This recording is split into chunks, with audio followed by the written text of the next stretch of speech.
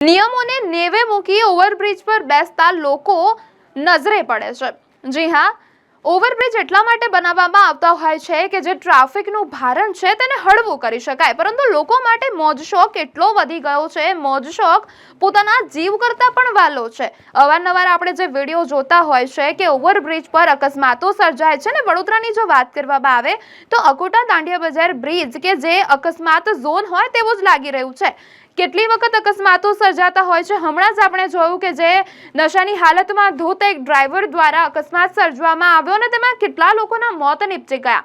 તથ્યકાંડ પણ આપણે ભૂલ્યા નથી, પરંતુ ક્યારે આપણે જાગૃત થઈશું ને ક્યારે આપણા મોજશોખ આપણા માટે આપણા જીવ કરતા વાલા બની ગયા છે આપણને ખબર જ નથી રહી। એટલે જે નિયમો બનાવવામાં આવ્યા છે તે નેવે મૂકી દેવામાં આવ્યા છે અને જે નિયમો છે તેનું કોઈ પાલન કરતું જ નથી, પરંતુ એ જાણવાની આપણે સૌએ જરૂર છે કે મોજશોખ કરતા આપણો જીવ વહાલો છે અને આપણે એને અનુસંધાને જ કાર્ય કરવા જોઈએ।